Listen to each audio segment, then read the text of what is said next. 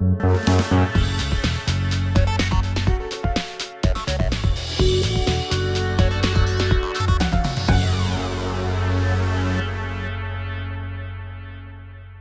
वालेकुम व्यूअर्स, आप हमारा यूट्यूब चैनल देख रहे हैं। आज हम बात करेंगे फैसलाबाद में जो ज़िमनी इलेक्शन होने जा रहे हैं।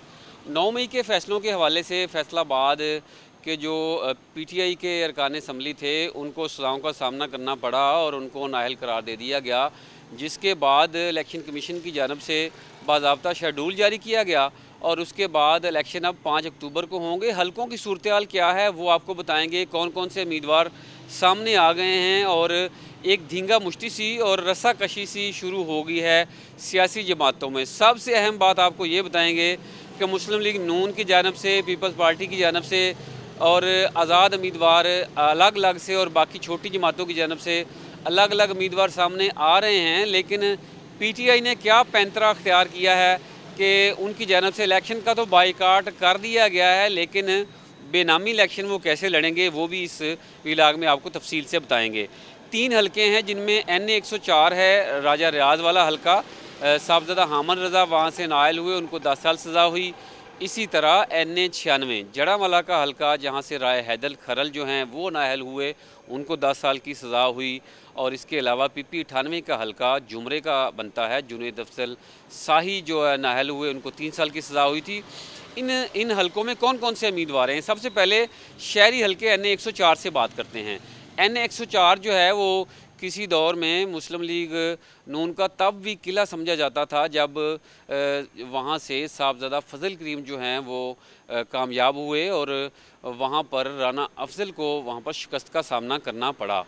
उसके बाद दोबारा जब इलेक्शन हुए तो राजा रियाज ने वहाँ से कामयाबी समेटी और वहाँ पे वो कामयाब हो गए। उसके बाद दोबारा जब वहाँ पर इलेक्शन हुए हैं तो वहाँ से साहबजादा हामद रज़ा, जो साहबजादा फजल करीम के साहबजादे हैं, वो इलेक्शन जीत गए थे और इतना ज़्यादा फ़र्क से नहीं जीते थे, लेकिन इसके बावजूद जीते और जो 9 मई के फ़ैसले आए हैं उसमें वो नाअहल हो गए। अब जब कागज़ात नामज़दगी जमा हुए हैं तो वहाँ पर कई नए चेहरे भी सामने आ गए हैं, पुराने चेहरे भी दोहराए गए हैं। पीटीआई ने इसमें पैंतरा क्या अपनाया है आपको वो दिलचस्प बताता हूँ। बड़ी दिलचस्प सूरत हाल बन गई है फैसलाबाद की सियासत के हवाले से। राजा रियाज ने कागज़ात नामज़दगी जमा करवा दिए हैं, उनके बेटे दानियाल, बरिस्टर दानियाल, उन्होंने कागज़ात नामज़दगी जमा करवा दिए हैं और इसके अलावा राना अफजल के साहबजादे राना एहसान अफजल और उनकी जो वालदा मुहतरमा है नजमा अफजल, उनकी जानब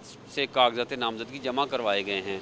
पीटीआई की जानब से साबका MPA शकील शाहद जो हैं उन्होंने आज़ाद उम्मीदवार की हैसियत से अभी कागज़ात नामज़दगी जमा करवाए हैं और इसके अलावा हसन मसूद मलिक जो हैं उनकी जानब से कागज़ात नामज़दगी जमा करवाए गए हैं।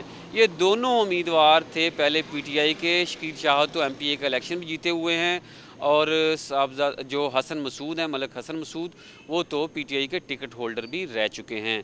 उन्होंने अपने तौर पर ही इलेक्शन लड़ने का ऐलान किया है, लेकिन हमें लग रहा है कि पार्टी की जानब से ये फ़ैसला जो है पसे पर्दा ये किया गया है कि अपने टिकट होल्डर जो हैं या टिकटें जारी ना की जाएँ और उम्मीदवारों को आज़ाद हैसियत से ही उनकी मर्ज़ी के मुताबिक वहाँ पे हलकों में खड़ा कर दिया जाए। अब बात करते हैं NA 96 की। वहाँ पर राय हैदर खरल नाअहल हुए तो वहाँ पर अब सूरत हाल क्या है? राय शाहजहाँ ने कागज़ात नामज़दगी जमा करवाए हैं। इसके अलावा मतलब नवाब शेर वसीर की जानब से, उनके साहबजादा की जानब से और पीटीआई की जानब से जो तैमूर हैं, राना तैमूर, उनकी जानब से कागज़ात नामज़दगी जमा करवा दिए गए हैं, जो पहले भी पीटीआई के जो एक ज़ली यहाँ पर उनकी तंजीमी ओहदा है उनके पास, वहाँ पर वो काफ़ी मुतहर्रक हैं, उनकी जानब से कागज़ात नामज़दगी जमा करवा दिए गए हैं। इसके अलावा NA 96 से मुस्लिम लीग नून के रहनुमाओं तलाल चौधरी के भाई बिलाल चौधरी और उनके वालिद मोहतरम अशरफ चौधरी की जानब से कागज़ात नामज़दगी जमा करवाए गए हैं। जैसे मैंने बताया कि पीटीआई एक जैसे पहले भी मुख्तलिफ ट्रिक्स खेलती है, उनकी जानब से चौधरी अली अख्तर जो साबका MP है, उनके बेटे चौधरी तैमूर ने कागज़ात नामज़दगी जमा करवाए हैं, मैं पहले भी आपको बता चुका हूँ। तो इस तरह की अब कह लें टग ऑफ वार एक चल रही है फैसलाबाद के 3 हलकों में। बड़ी दिलचस्प सूरत हाल बनने जा रही है।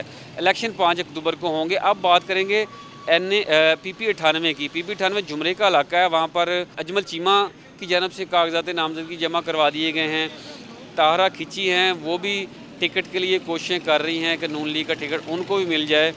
और इसके अलावा आज़ाद अली तबस्सुम की जानब से कागजात नामजदगी जमा करवाए गए हैं। और ज़राए का कहना है कि शाही ख़ानदान की जानब से आमिर नवाज़ सिंधु जो हैं उनको उतारा गया है अपनी जानब से। और अभी तक ये फ़ैसला नहीं हुआ कि ये उम्मीदवार आज़ाद का तो फ़ैसला है, लेकिन ये नहीं हुआ कि किस पार्टी से होंगे, आया कि PTI से होंगे या नहीं होंगे।